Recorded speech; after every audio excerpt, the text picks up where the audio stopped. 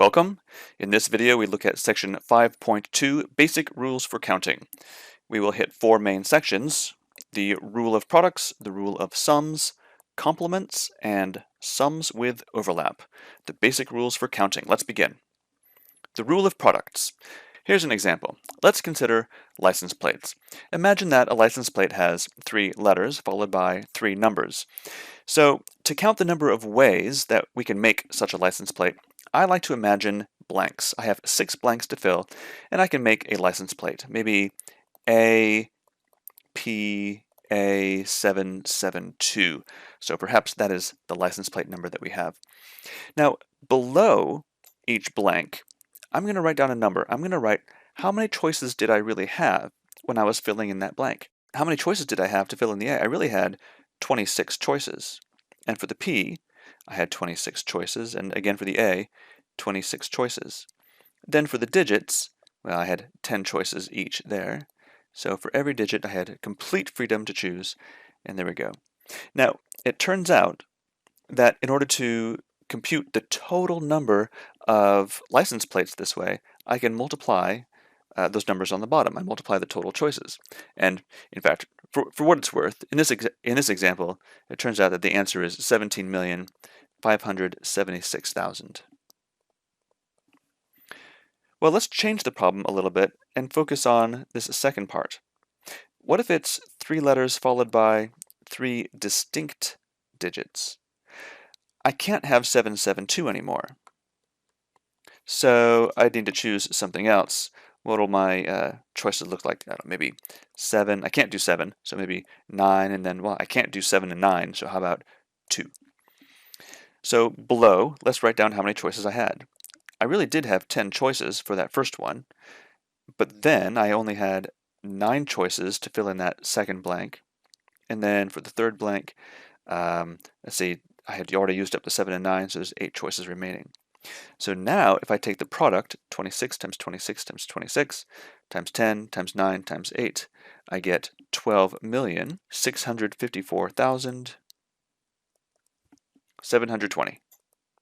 Of course, this number at the end doesn't really matter. I just put it there for interest's sake, but what's really important is the method, how we get there. And this is the rule. This is the product rule. Suppose we wish to count lists where each entry in the list can be created by first selecting one of X objects, and then one of Y objects, and then on and on and on, and then one of Z objects. Then there are X times Y times times Z possible lists. So 26 times 26 times 26 times 10 times 9 times 8, that's how many lists I have. Or in this case, that's how many license plates I have. How about some more examples? How many numbers between 100 and 1000 have distinct odd digits? For example, 173 should be counted, but not 553 or 149. So these are going to be 3-digit numbers since they're between 100 and 1000. So I imagine 3 blanks, blank, blank, blank. And I can put in a number in there like, I don't know, 519, because they're all distinct odd digits. How many choices do I have? Well, what are my odd digits? 1, 3, 5, 7, 9. So I have 5 choices of odd digit. So 5, and then I had 4 choices because it had to be distinct, and then 3 choices because it had to be distinct from the other 2. 5 times 4 times 3, that looks like 60. How many binary strings of length 5 are there? So length 5. 1, 2, 3, 4, 5. And recall, a binary string or a binary sequence, or sometimes you hear a bit string or a bit sequence, are just things like 10011 or 00011 or 11111. Whenever I have just zeros and ones, that makes a bit string or a binary string. So I have 2 choices for each blank to fill. Go 10010. Every time I wrote a 1 or a 0, I had 2 choices. Multiply those together, I get 2 to the 5th, which is 32. Third problem. How many different results are possible when a 6-sided die is rolled 5 consecutive times? 1, 2, 3, 4, 5. What would a result look like? How about 5, 5, 4, 1, 2? Maybe the results look like that. And how many possibilities did I have in each case that I wrote down? 6, 6, 6, 6, 6. So 6 to the 5th power, and that turns out to be 7,776. All right, you give this a try. Here are some problems. Pause the video, try your best, then start up again when you are ready to check your work. All right, let's take a look. An organization has 10 male, 7 female members. In how many ways can the organization elect a president, vice president, and secretary? So I imagine my 3 blanks, and I'm going to label these blanks. So president, vice president, secretary, and what goes into the blanks are actually the names. So maybe Alice goes in for president, and then Bob becomes vice president, and Dan is the secretary.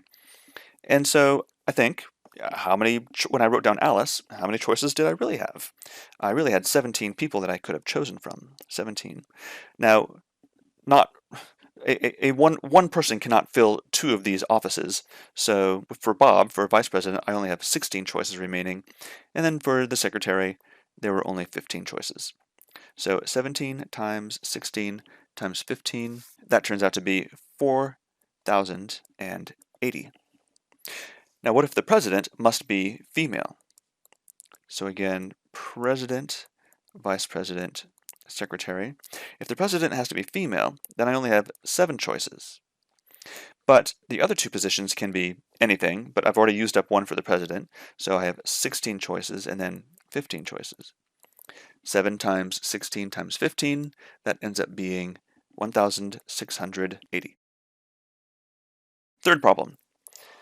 What if the president can be either sex, but the vice president must be female and the secretary must be male? So 3 blanks.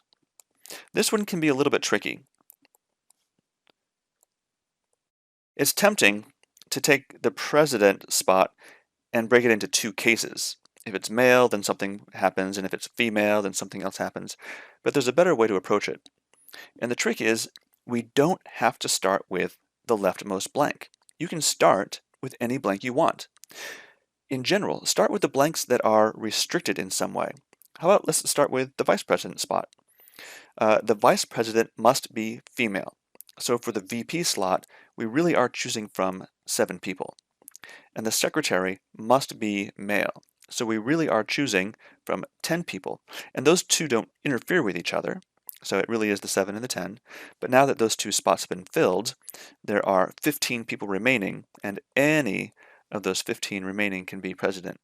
And so 15 times 7 times 10, that gives us 1,050. Here are some formulas that go along with the product rule. The number of ordered lists of length k with entries taken from 1, 2, 3, up to n is n to the k. A little bit like the first 3 entries in the license plate, we computed that as 26 cubed. Or how many ways can you roll a 6-sided die 5 times? That was 6 raised to the 5th. The number of permutations, now remember permutations are distinct, you can't have repeats. The number of permutations of length k with entries taken from 1 through n is n times n minus 1 times n minus 2, on and on for k factors. We denote this product P of nk, and we say n permute k. Notice that n permute n is the same as n factorial. For example, P 10, 3. 10 permute 3. That's 10 times 9 times 8. That's how we figured out the digits in the license plate when those had to be distinct.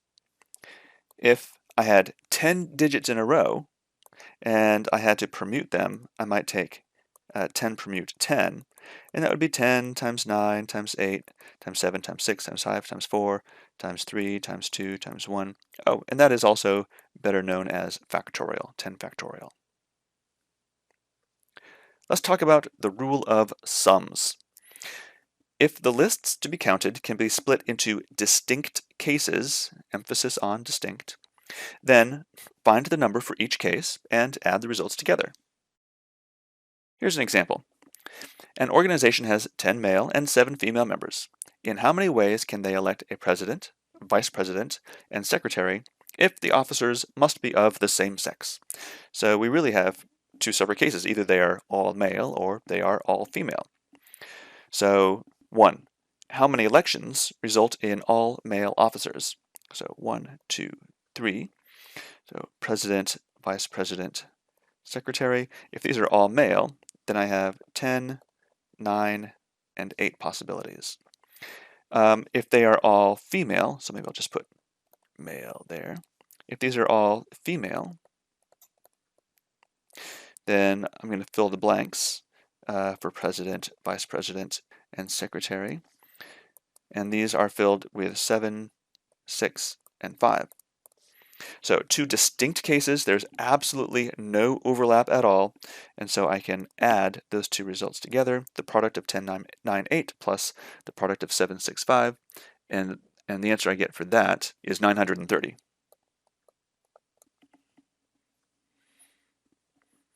All right, a couple problems for you to try. Give these things a good effort, pause the video, and then start it up again when you are ready to check your work. All right, let's take a look. First one, roll a 6-sided die 3 times, record the result as an ordered list of length 3. How many possible outcomes contain exactly 1, 1? So I guess when I think about this, the first thought is, well, the 1 could occur in the first position, and then the second result and the third result is anything other than 1. So I really have just 1 choice for that first roll and 5 choices for each of the next 2 rolls. So 25 ways that can happen altogether.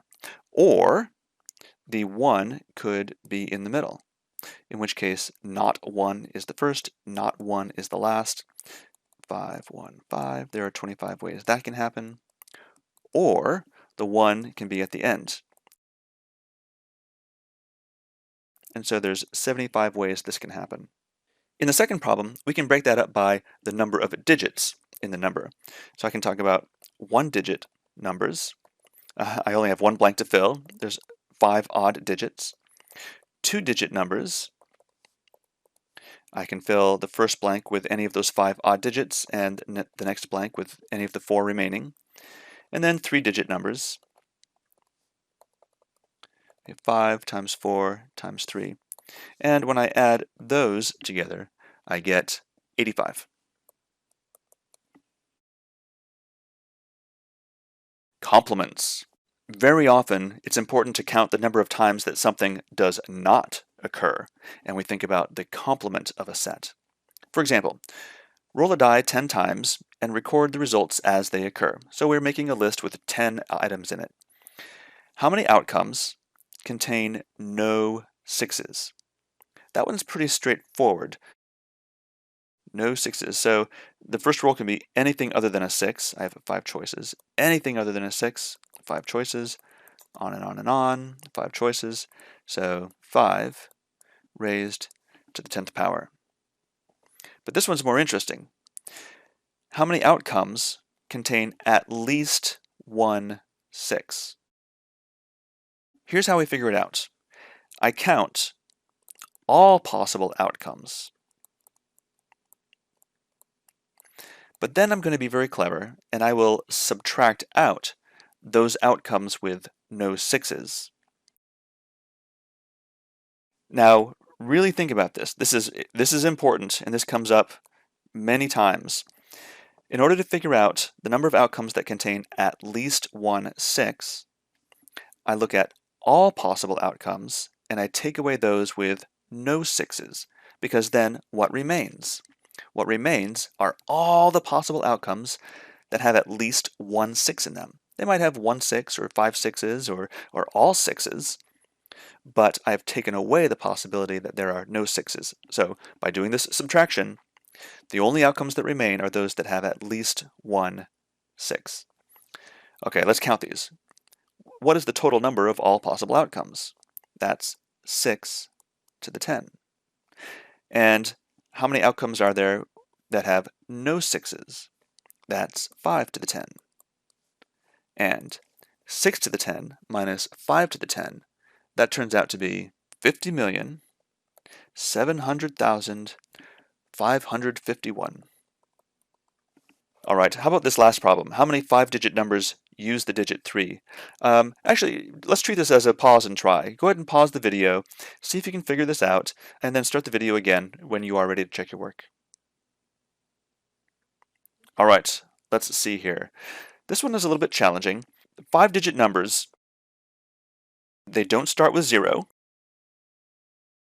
And when I talk about how many use the digit 3, essentially I'm asking they have at least one 3. So it's the same kind of language that I had up above. At least one 3. Okay, so what's the total number? How many 5-digit numbers are there? Well, 1, 2, 3, 4, 5. For my first digit, I can't have 0, so I really have 9 choices. And then 10 choices for the next digit, and so on for all the remaining digits. So that's the total number, 9 times 10 to the 4. But how many 5-digit numbers have no 3s, right? So this is the thing that I'm going to subtract out. I need to count how many 5-digit numbers have no 3s at all.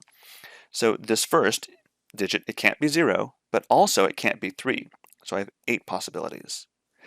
After that, the digit can be anything except for 3. So I have 9 possibilities, and then 9, and then 9, and then 9. So I have 8 times 9 to the 4th. So total number of 5-digit numbers, and then those 5-digit numbers with no 3s. When I subtract, I'll get 37,512, and that's the number of 5-digit numbers that use at least one 3. The last idea here is sums with overlap. So this is when I need to add things together that are non-distinct cases. And we'll just treat this as an example. Roll a die 3 times and record the result as an ordered list. How many outcomes contain exactly one 1 or exactly one 6? So these are not distinct cases because it's possible that I can have an outcome like 6, 5, 1 that does contain both. It contains exactly one 1 and it contains exactly one 6. So how do I handle that? Let A be the set of outcomes with exactly one 1, and let B be the set of outcomes with exactly one 6. So the set that I'm really after, the set that I want to count, is the number of things in A union B. How many elements are in A union B? And here I can use a formula that I've seen before in our section on sets. The number of things in A union B is the number of things in A plus the number of things in B minus the number of elements in A intersect B. So we have seen the number of things in A before. We counted that, and that was 75. And we've also, essentially then, you can figure out that the answer for the number of things in B is also 75. The real question, where does that 24 come from? So these are the outcomes that have exactly one 1 and they have exactly one 6. So how do I count those? Well, I can have exactly one 1 and a 6, and then something that's not a 1 and not a 6. Or I can have a 1 and a 6 there, and then the not 1 or 6 is in the middle. Or I can have my 1 in the middle, a 6 at the end, not a 1 or 6 at the beginning. Well, the not 1 or 6, there's 4 choices for that, right? 2 through 5. So I have 4 choices for that possibility, 4 ways that that can occur, 4 ways like that. But also I need to take into consideration, what if the 1 and the 6 are reversed?